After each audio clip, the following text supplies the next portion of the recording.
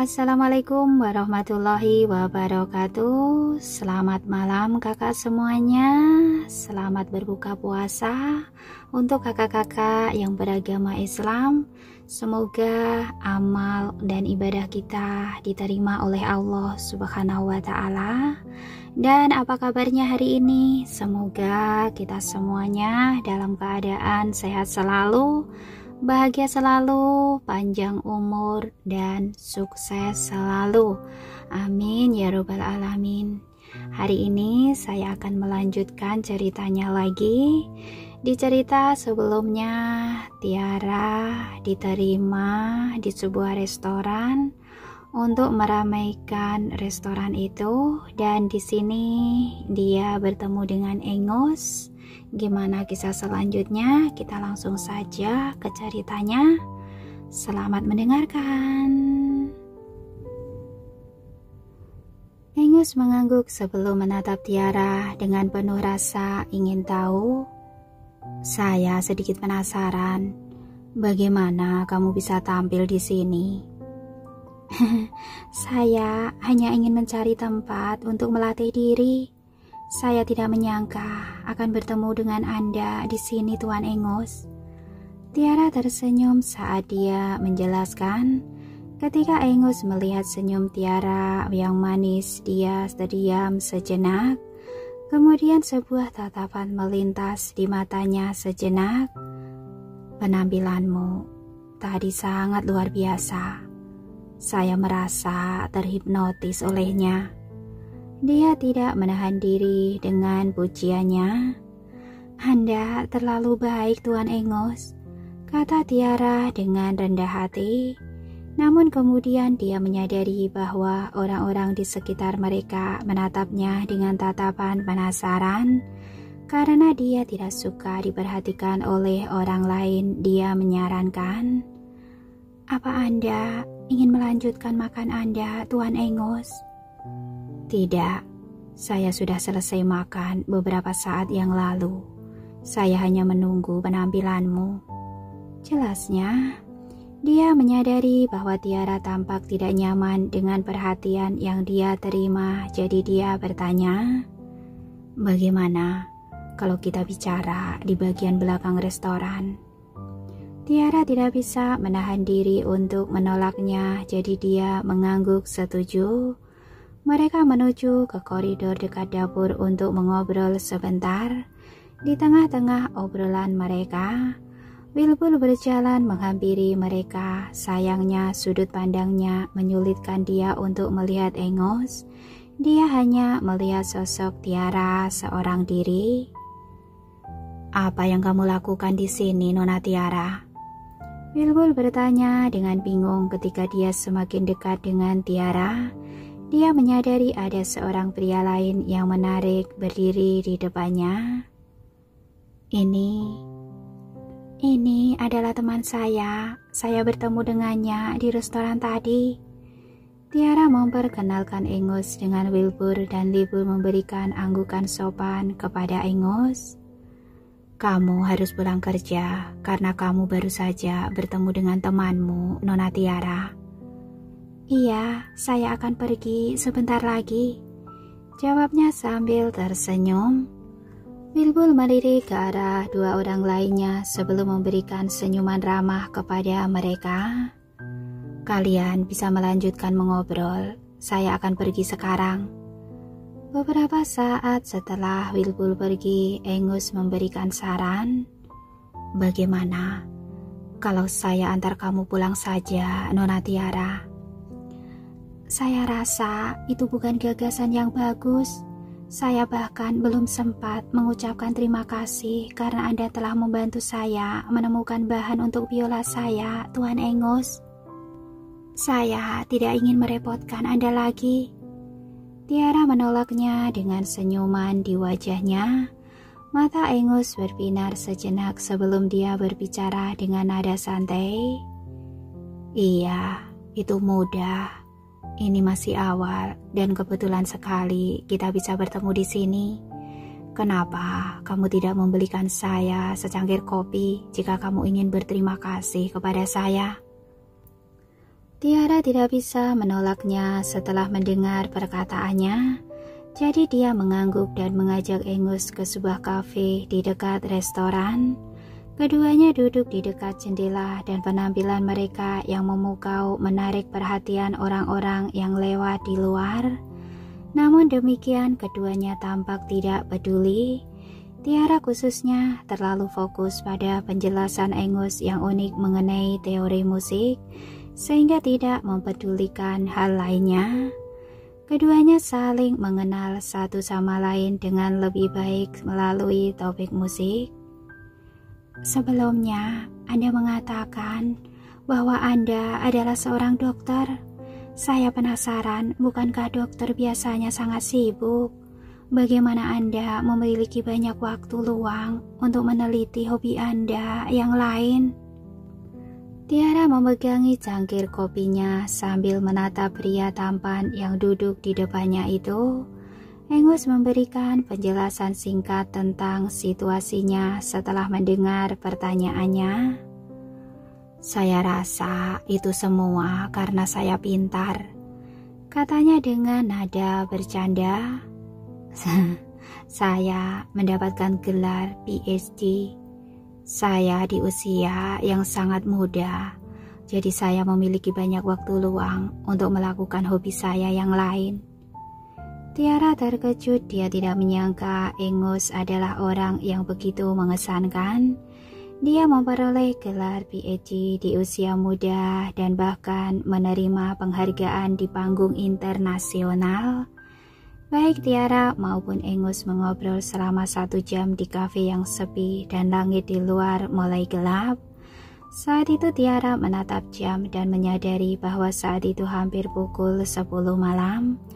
Dia menyarankan agar mereka pulang. Saya harus pulang sekarang, kata Tiara. Biar saya yang mengantar kamu pulang. Engus menawarkan untuk mengantarnya pulang lagi. Namun dia ditolak sekali lagi. Tidak apa-apa, saya akan memanggil taksi. Engus ingin meyakinkannya lebih jauh, tetapi wanita itu terlalu teguh pada pendiriannya, jadi dia tidak bisa berbuat banyak. Pada akhirnya dia tidak punya pilihan selain melihat Tiara pergi dengan taksi. Meskipun demikian, dia tetap mengemudi di belakang taksi yang dinaiki Tiara karena dia mengkhawatirkan Tiara. Namun tentu saja Tiara sama sekali tidak menyadari hal ini. Begitu dia kembali ke villa, dia baru saja akan naik ke lantai atas ketika dia menerima panggilan video dari Nico. Kenapa kamu pulang larut malam? Nico melihat Tiara dengan tas biolanya yang masih bergantung di bahunya. Dia terlihat seperti baru saja pulang ke rumah. Dia mengerutkan kening saat melihat ini, namun dia tidak repot-repot menyembunyikan kebenaran darinya. Ketika saya tampil di restoran tadi, saya bertemu dengan keponakan Tuan Lois. Saya membelikannya secangkir kopi sebagai ucapan terima kasih karena telah menemukan bahan yang ditemukan untuk memperbaiki biola saya. Nico tidak terlalu banyak berpikir setelah mendengar penjelasannya, tetapi dia penasaran. Sejak kapan kamu mengenal keponakan Tuan Lois? Bukankah saya sudah pernah bercerita tentang dia? Tiara terkejut, baru kemudian dia menyadari bahwa dia terlalu bersemangat saat pertama kali memperbaiki biolanya, sehingga dia benar-benar lupa memberitahu Nico tentang Engus.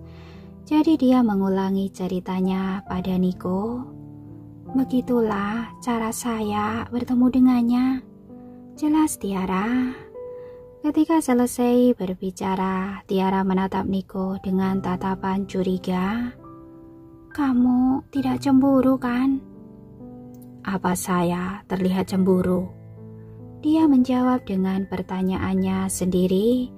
Meskipun dia tidak menyukai gagasan bahwa Tiara menghabiskan waktu berduaan dengan pria lain, dia tidak akan pernah mengakui hal-hal seperti itu. Jadi dia mengalihkan topik pembicaraan untuk mengingatkan Tiara tentang pulang larut malam. Kamu harus pulang lebih awal. Kamu adalah seorang wanita yang tinggal sendiri. Berbahaya jika kamu berada di luar pada jam seperti ini. Jangan khawatir, saya akan lebih berhati-hati. Kamu tidak perlu mengkhawatirkan saya. Tiara merasakan perasaan hangat di dalam hatinya karena dia tahu bahwa Niko hanya mengkhawatirkannya.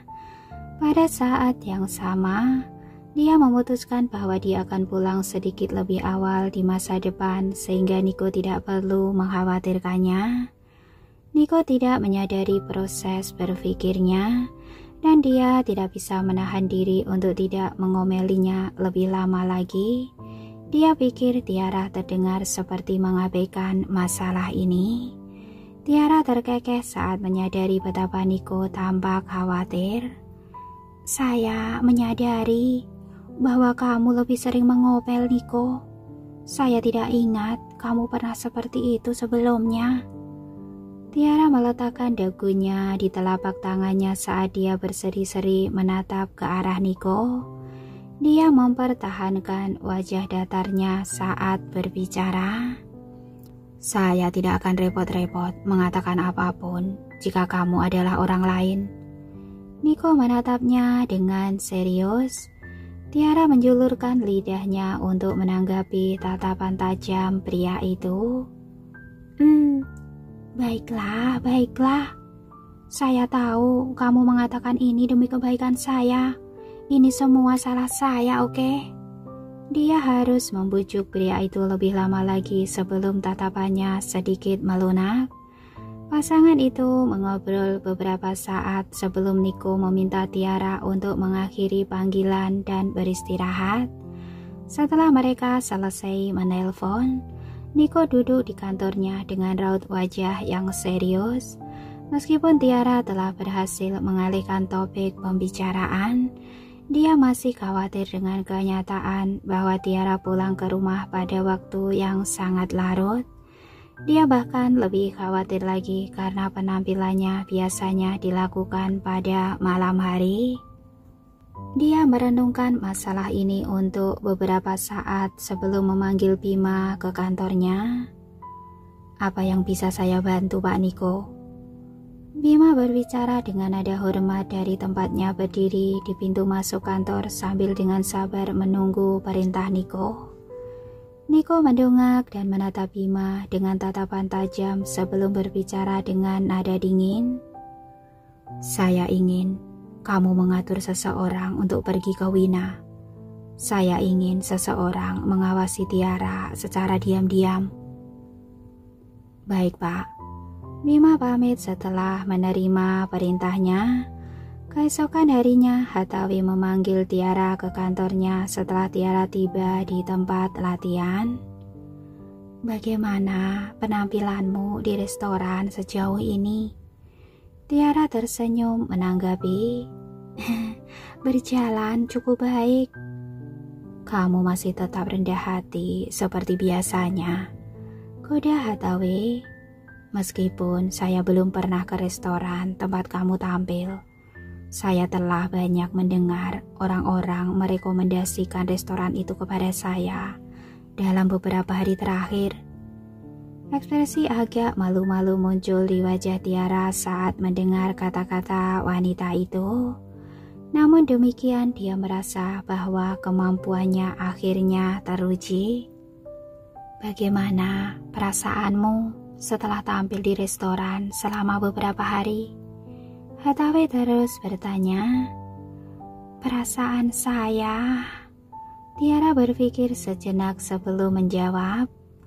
Saya rasa saya mulai terbiasa berada di lokasi dengan banyak orang, dan saya semakin terbiasa tampil di atas panggung.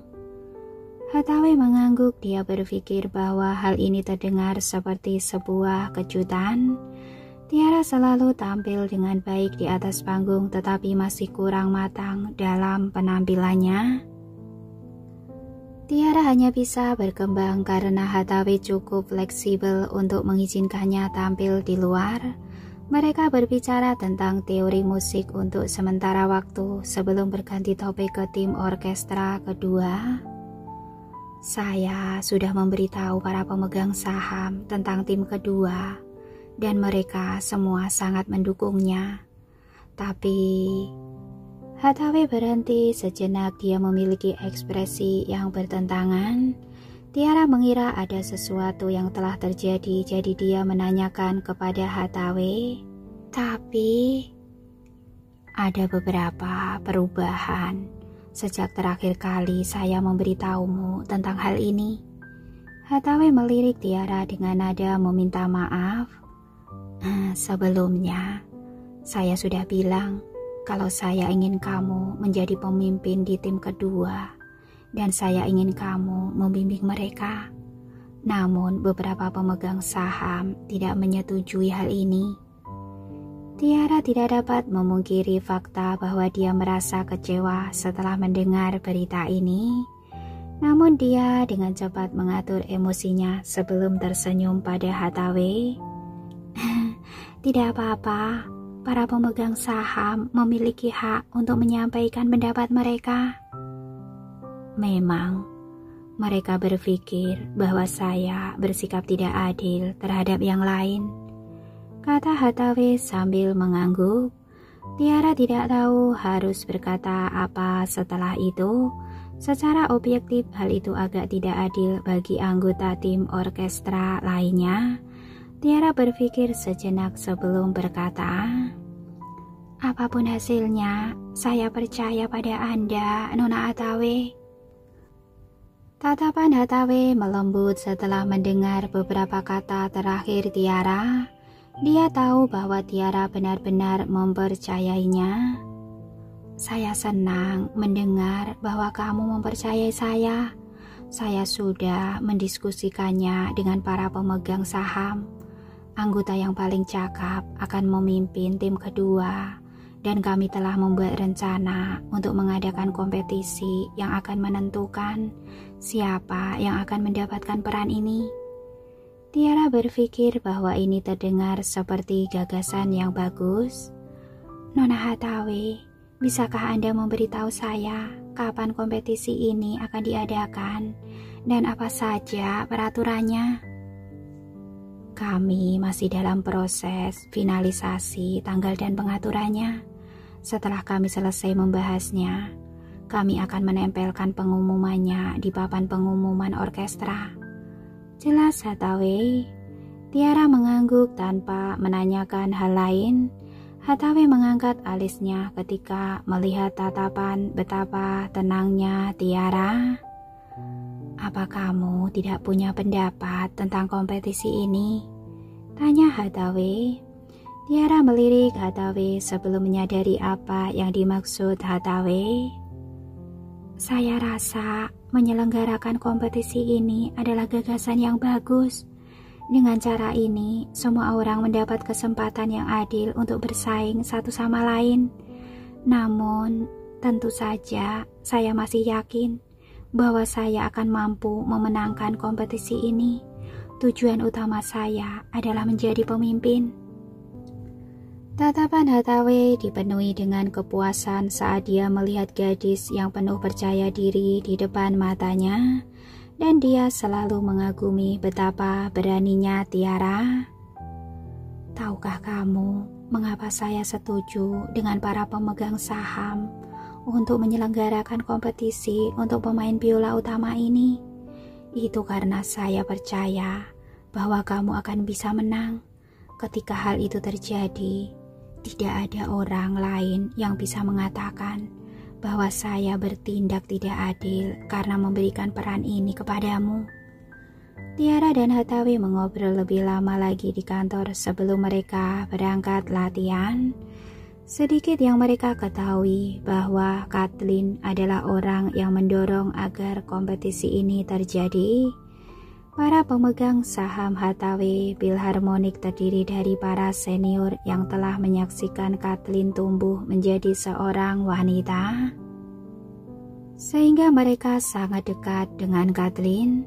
Ketika Kathleen mengetahui bahwa ibunya akan membentuk tim orkestra kedua dan ibunya telah memilih Tiara sebagai pemimpin tim, dia memutuskan bahwa dia harus turun tangan untuk menghentikan Tiara agar tidak mendapatkan peran tersebut. Malam itu, Kathleen mendapati dirinya berada di sebuah klub di salah satu jalan rekreasi yang terkenal. Kathleen telah mengajak beberapa pemain biola terbaik untuk minum bir, dan para pemain biola ini tahu bahwa Kathleen dan Tiara tidak memiliki hubungan yang baik. Secara khusus, seorang wanita cantik bernama Cindy percaya bahwa dia memiliki kesempatan untuk mendapatkan peran utama dalam orkestra kedua itu. Namun saat Tiara muncul, Cindy merasa peringkatnya turun dalam tim. Kathleen melirik Cindy dengan sorot mata yang menyeramkan. Terlihat jelas dari sorot matanya yang biru bahwa dia sedang merencanakan sesuatu untuk melawan Tiara. Beberapa dari mereka mengobrol sebentar dan Kathleen dengan santai berbicara di malam hari. "Saya dengar kalian telah meningkatkan intensitas latihan demi kompetisi yang akan datang. Kalian tahu bahwa kalian selalu bisa meminta bimbingan dari saya jika kalian membutuhkannya." Orang-orang yang lain bingung mendengarnya. Lagi pula, Kathleen tidak pernah menawarkan diri untuk membimbing orang lain di masa lalu. Namun Cindy menolak perintah Kathleen dengan nada percaya diri. "Saya sama sekali tidak khawatir dengan kompetisi ini. Saya yakin bahwa saya akan mendapatkan juara pertama."